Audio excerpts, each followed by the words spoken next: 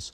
Primeira opinião do senhor sobre a vaza-jato, entre aspas, ou seja, aquelas conversas indevidas entre o Ministério Público e o juiz Sérgio Moro, ou seja, o Ministério Público é quem nos acompanha, é quem acusa, o juiz é o que julga. Estou só dizendo mais ou menos o óbvio, mas muitas vezes as pessoas não entendem. Primeiro ponto. Segundo ponto, uma série de empresas acabaram sendo penalizadas e pagando multas fabulosas. E hoje, elas, reconhecendo, presumo eu, que tenham cometido ilícitos, e hoje estão solicitando até devolução desses recursos. Então, primeira questão, senhor, aquelas conversas eram normais, eram indevidas, fazem parte do trabalho judicial, ou eram conversas que já tinham como pressuposto a condenação dos acusados? Isso numa linguagem bem vulgar.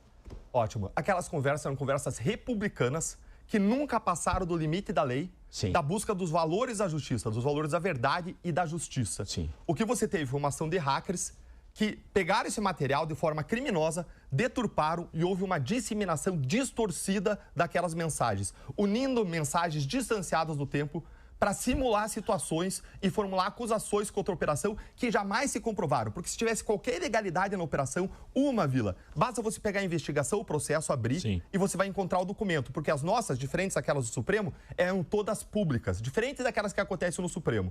Lá na Lava Jato, sempre existiam 3 instâncias para onde recorrer, em que a pessoa ia ter a revisão dos fatos, das provas e da lei. Diferente do que acontece no Supremo, que não tem para quem recorrer.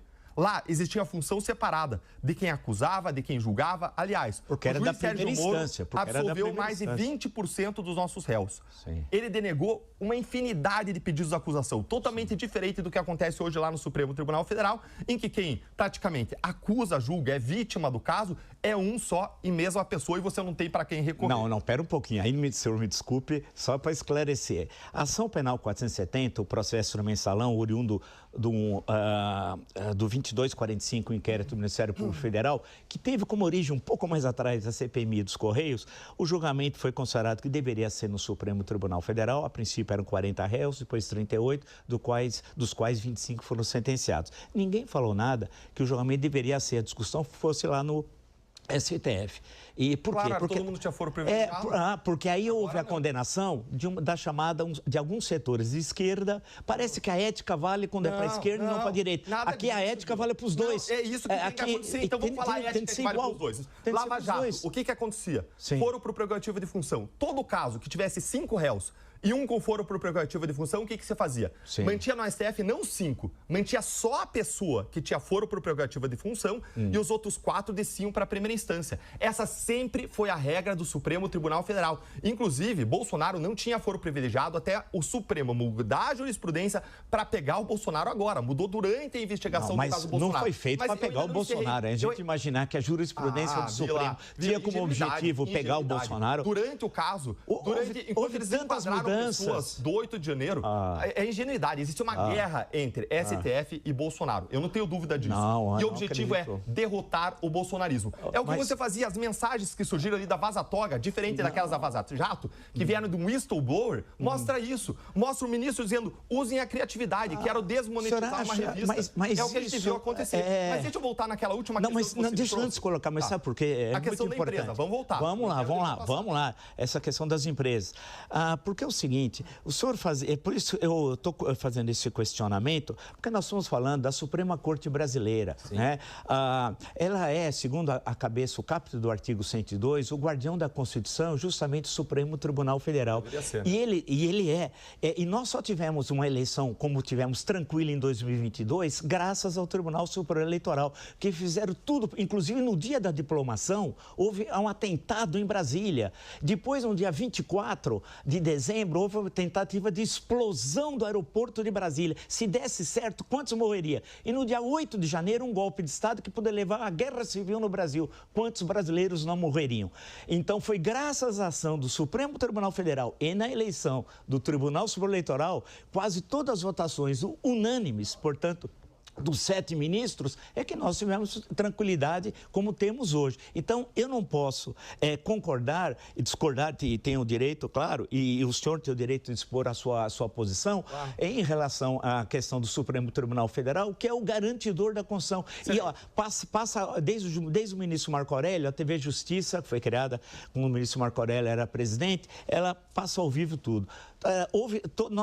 Foi tudo transparente, cumprindo a cabeça do artigo 37 também. Legalidade, impessoalidade, moralidade, publicidade e eficiência. Em suma, cumpriu-se absolutamente o que reza a Constituição. As mudanças regimentais, e o senhor sabe, ocorreu diversas vezes o do regimento do Supremo Tribunal Federal. Desde a sua criação na República, com esse formato, desde 1890, não é a primeira vez. Então, achar que o Supremo muda o regimento e o conjunto dos ministros querem atacar uma pessoa é inacreditável, inclusive porque as eleições foram durante o mandato do presidente da República, que dizia aqui na Avenida Paulista, perto da Jovem Pan, que o ministro Alexandre de Moraes era um canalha, palavra dele, né?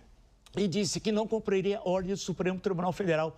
O que é isso, a não ser golpe de Estado, a não ser abolição violenta do Estado Democrático de Direito? Eu vou te falar o que é golpe. Você concorda com isso? Eu vou te falar o que é golpe. O juiz Caso Cristiane Angélica. Cristiane Angélica estava no 8 de janeiro. Sim. E ela relatou que ela foi empurrada para dentro pelas bombas de efeito moral entrando no Senado Federal. Eu não vi nem uma velhinha de Bíblia. Calma, isso. Ela disse que ela estava com a Bíblia e com uma bandeira do Brasil. Eu não vi Bíblia. Calma. Esse caso foi julgado agora no último final de semana. Sim. Ela disse isso. Pode ser que ela esteja mentindo, certo? Sim. Pode ser. Tinha uma foto dela fora, ela entrou. Para sorte dela, ela tirou foto com um policial legislativo. Esse policial legislativo, ele passou num concurso depois para promotor de justiça, está em estágio probatório e foi aos autos e deu testemunho, sob condição de dizer a verdade. Ele disse, eu lembro dessa senhora, Cristiane Angélica. Sim. Ela estava com a Bíblia, com uma bandeira do Brasil e rezando dentro do Senado, onde não houve depredação. Essa senhora foi condenada a 14 anos de prisão. Isso é golpe. Você concorda com isso? Você concorda com essa condenação?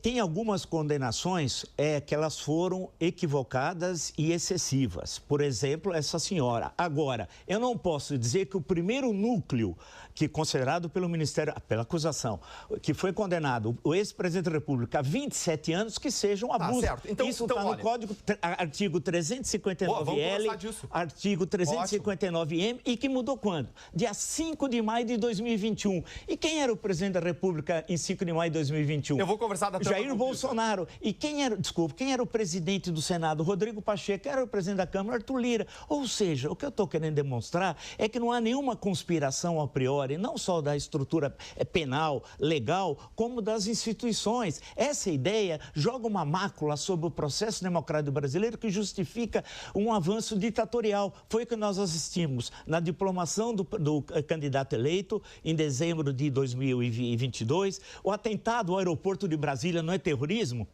No dia 8 de janeiro, eu não vi velhinha com Bíblia. Todas as cenas que eu vi que foram exibidas, pode ser 99,9%, eram gente que estava dando um golpe de Estado e que eu não sei o que poderia acontecer. Ainda bem que as forças da ordem, da Constituição resistiram. Caso contrário, nós não estaríamos nesse programa hoje. Nós estaríamos numa ditadura e eu sei o que é ditadura, porque eu vivi a ditadura e eu fui indiciado na Lei de Segurança Nacional e tenho orgulho de dizer, em 1978, lutando contra a ditadura militar brasileira no campo da democracia e das liberdades, que sempre foi o meu espaço. Então, quando eu pergunto isso, é um perigo, porque o senhor é uma pessoa, é uma liderança reconhecida. Não é por acaso que o senhor foi eleito deputado federal, mas votado no Paraná, porque as pessoas respeitam e confiam no senhor, nas suas palavras. Então, as suas palavras, ela tem um poder muito grande. Então, eu tenho o direito de discordar e peço até perdão pela longa exposição, mas é que não podemos pegar o Supremo Tribunal Federal e eu concordar com o que o senhor disse. O Supremo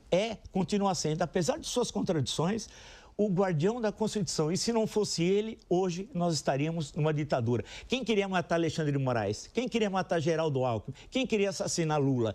A Operação Punhal Amarelo foi feito como? Por assassinos, por traidores da pátria, ou não? Quem queria guerra civil? Jogar brasileiros contra brasileiros? Não era o candidato de oposição à época, era quem estava no governo. Vila, eu posso responder? Claro. Excelente. Primeiro, eu queria agradecer o fato de você reconhecer que o Supremo Tribunal Federal, de Supremo Guardião da Constituição e dos Direitos, violou os direitos da Cristiane Angélica, que não teve seus direitos respeitados e foi condenada a 14 anos de prisão contra o voto do Fux, sem ter uma prova de que ela praticou crime, sem ela ter foro privilegiado, e apesar de terem praticado uma série de nulidades e abusos contra ela. E ela vai pagar o preço na prisão dos abusos e excessos do Supremo Tribunal Federal. E de outros que foram condenados de forma errônea também. Só completar. Isso, várias pessoas condenadas. Tem uma pessoa que ficou cega. O nome dele é Benedito. É Lucimário Benedito. Ele não tem prova de que ele fez nenhum golpe de Estado, nenhum atentado violento ao Estado Democrático de Direito. Ele foi condenado igualmente a 14 anos, só que no tempo que ele ficou preso, ele teve perda de visão por uma condição de colesterol alto, que não foi tratada, apesar dos pedidos da defesa para ele ser libertado. Sim. Ou seja, excessos e abusos têm consequências. Perfeito. Nós vemos hoje, sim, o Supremo Tribunal Federal violando a Constituição e a lei. E aquelas pessoas que estavam no 8 de janeiro e que praticaram qualquer crime de dano, de violência, de destruição do patrimônio público, têm que ser responsabilizadas, Vila. Tem que ir para a cadeia, mas de acordo com a lei, de acordo com a Constituição. E aqui eu quero fazer o teu ponto, com que eu concordo 100%, que é o seguinte ponto. Não importa se é A ou se é B, a pessoa tem que responder perante a mesma lei, perante a mesma Constituição. E agora vamos tratar do caso Bolsonaro como se fosse qualquer um. Podia ser Bolsonaro, podia ser Lula, podia ser quem for. Sim. Se você quiser aplicar direito penal e direito penal democrático, desenvolvido ao longo dos últimos séculos, o Bolsonaro não pode ser condenado nesse caso. Porque o que tem de prova ali é que houve cogitação. Veja só, depois de uma eleição em que o TSE interferiu nas eleições, o que houve foi cogitação. Eles se reuniram, deixa eu concluir. Tá. Eles se reuniram para conversar sobre o que eles poderiam fazer, mas não houve atos de execução, não houve avanço. Ainda bem. Quem diz isso não sou eu, Graças é a lei. A Deus. Quem diz isso não sou eu, é a lei. E quando você não tem atos de execução, por todo o direito penal, você pode abrir, como Luiz Fux abriu, e no voto dele ele arrolou todos os grandes autores do direito penal. Autores foram professores do meu pai, Nelson Hungria, Aníbal Bruno, uma série de pessoas que são referências para nós que estudamos direito e processo penal. Sim. E ele mostrava a teoria, disseram, olha, se eu aplicar essa teoria a esse caso, não dá condenação. E não é o que você e eu acho. Não é se é condenável moralmente ou não. O que a gente está tratando aqui é se ele deve ser condenado pela lei que nós temos hoje, feita pelo Congresso Nacional, com a legitimidade que a Constituição deu para o Congresso. Não algo da cabeça dos ministros que é feito em abuso, em usurpação de um poder que eles não têm, que é o poder de legislar. Mas foi 4 que votaram pela condenação e 1 que não, né?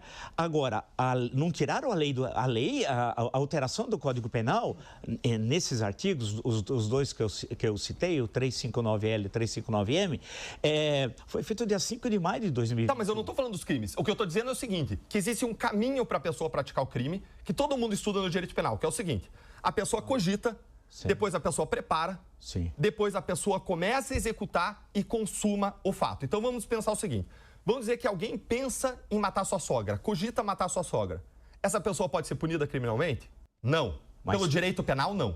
Mas, não pode. Se você pensar uma besteira, você não pode ser punido por um pensamento. Não, segundo, mas teve ações. Não, mas calma, vamos fazer. Só deixa eu explicar a teoria e depois a gente vai para o caso. Tudo bem. Primeiro ponto, cogitação. Pode ser punido ou não? Segundo ponto, preparação.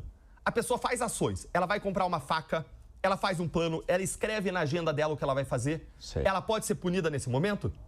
Pode?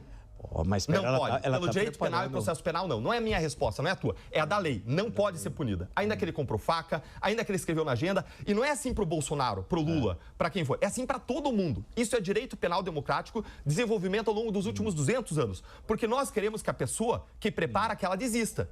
E se ela for punida de qualquer modo, ela vai avançar e vai fazer. Então, você acha que as provas existentes numa linguagem mais primária, mais vulgar, as provas recolhidas e que levaram à condenação desse núcleo 1, especialmente do ex-presidente da República, elas não sustentam, não são suficientemente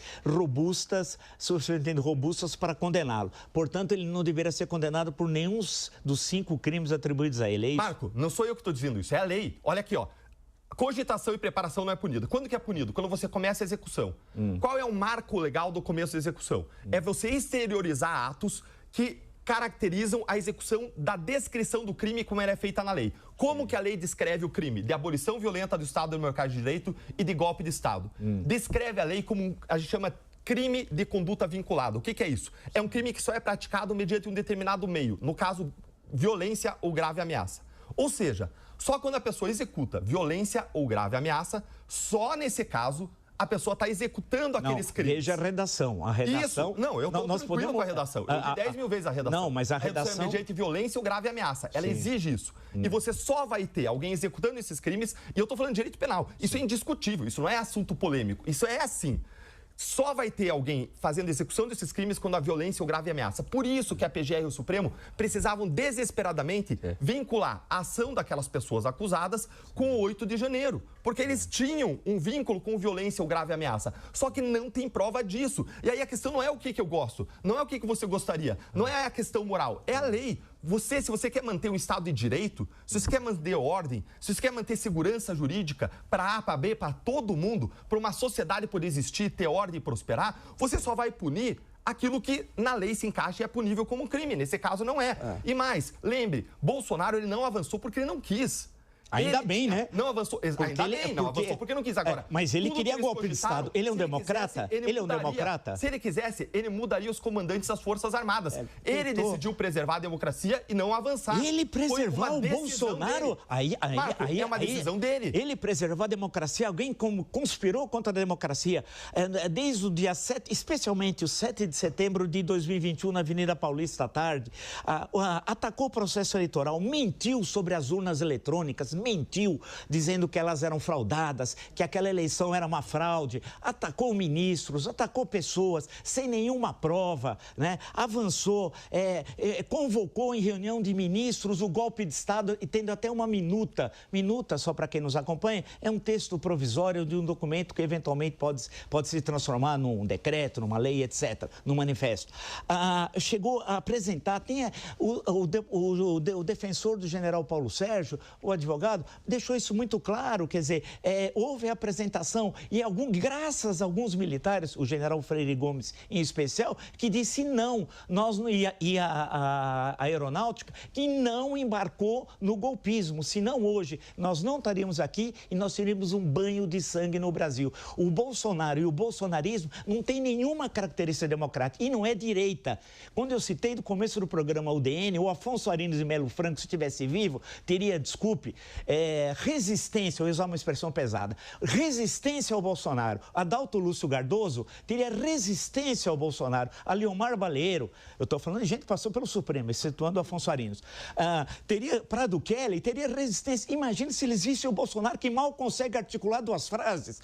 Alguém que conspira contra a democracia, que defende tortura, é racista, defendeu tortura, defendeu o golpe de Estado, quis destruir as nossas instituições. Se nós hoje estamos aqui livres, é graças ao Supremo Tribunal Federal, ao TSE, e eu tenho muitas críticas e fiz ao longo do tempo, na época que ninguém criticava, eu criticava.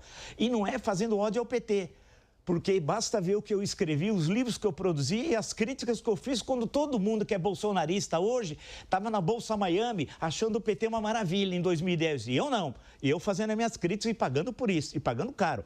Então, a grande questão...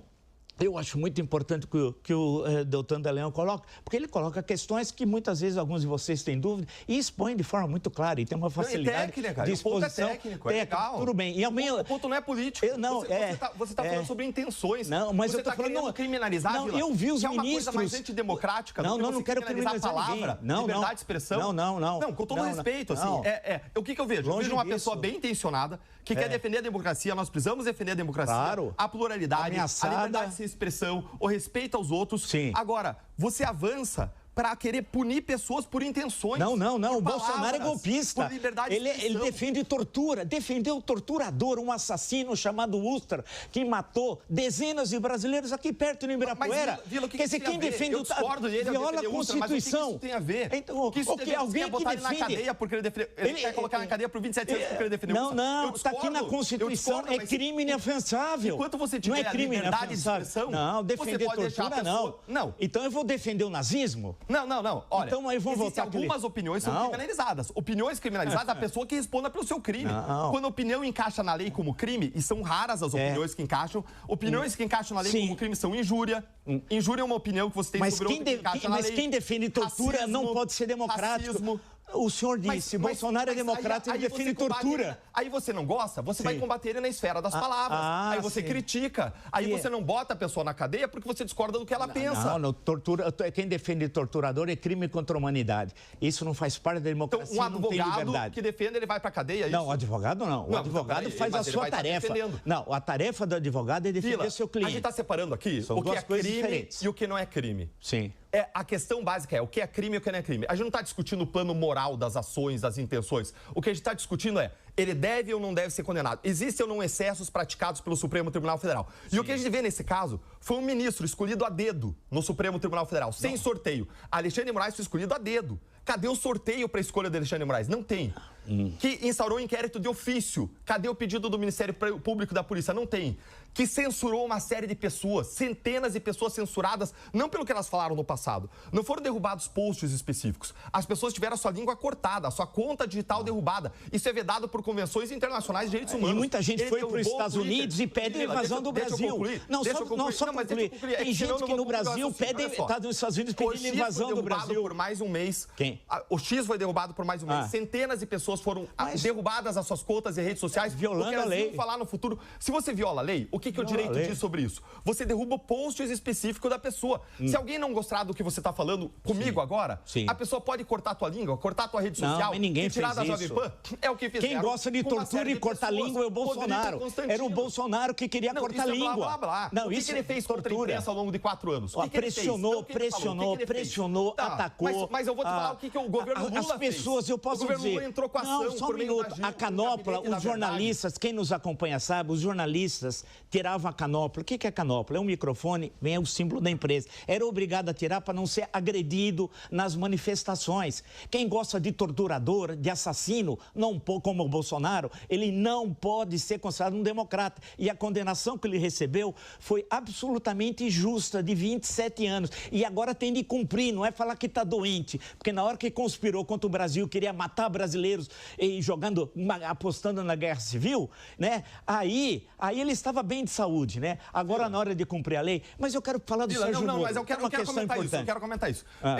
Veja só, o que eu quero é a lei para todo mundo. Eu não quero vingança. Se a pessoa está doente, se a pessoa tem uma condição de saúde que ela não deve estar no cárcere, eu defendo que a pessoa esteja em casa, em prisão domiciliar, seja quem for. Sim. Seja quem for. Quando eu vejo você falando assim, eu quero o Bolsonaro agora, quero ver, não adianta alegar que está doente, independentemente do que o médico que ele está doente, ele está doente. Isso é desejo de vingança. Não. Isso é desejo de vingança. Justiça é uma coisa, vingança é outra. Eu defendo justiça, eu defendo a lei, eu defendo amor aos inimigos, a minha visão é cristã, eu defendo pluralidade, eu defendo respeito. E a questão básica é, Supremo Tribunal Federal respeitou os direitos das pessoas? Sim. O processo foi legal? Foi. Vila, você tem um processo conduzido pelo Alexandre de Moraes sem sorteio, isso é legal?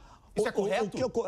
Não me responde isso. Isso é correto ou é incorreto? Mas alguém poderia, no plenário... Não, mas me responde, é correto ou incorreto sem sorteio? É correto. A grande questão, o ministro agiu absolutamente dentro da lei. Não, Vila, a grande questão... distribuir sem sorteio, é correto ou incorreto? E as ameaças de morte que ele recebe hoje, se nós vivemos numa democracia... Distribuir sem sorteio, é correto ou incorreto? Eu digo o seguinte... Objetivamente. Se vivemos numa democracia, nós devemos Alexandre de Moraes. Você que está nos ouvindo, não acredite no que falem nele. Justifica os meios. Não. Isso é errado, nós temos liberdade graças eu te a respeito, ele. Eu gosto de você, eu acredito na tua boa intenção, mas você está se perdendo, isso é o fim, justifica os meios. Não. Vila, me diz objetivamente, sim ou não, distribuir um processo sem livre distribuição, sem sorteio, é certo ou errado? Não. É certo ou errado? Já aconteceu outras vezes. É certo ou errado? É certo.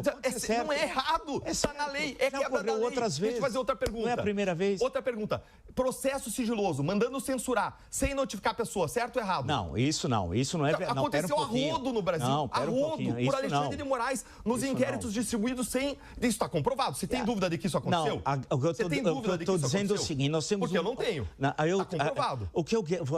Só para passar para um outro tema importante, você vê como é bom, eu estou me lembrando, quando eu era uma criancinha, tinha um programa na TV Tupi chamado Pinga Fogo, que tinha sempre discussões políticas muito ricas, muito intensas, e eu era muito pequeno, tinha dificuldade de entender, tinha 7 anos, 8, mas hoje eu estou vendo aqui na nossa conversa um pouco daquele espírito.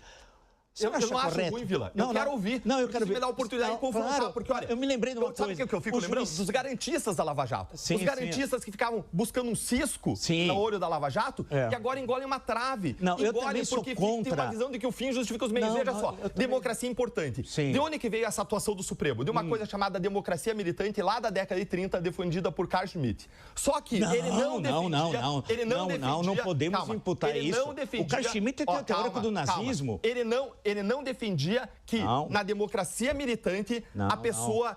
A Constituição fosse violada. O que ele disse? Ele disse, a Constituição tem que ter mecanismos para proteger a democracia. E existem mecanismos. Estado de exceção, estado de defesa, estado de sítio.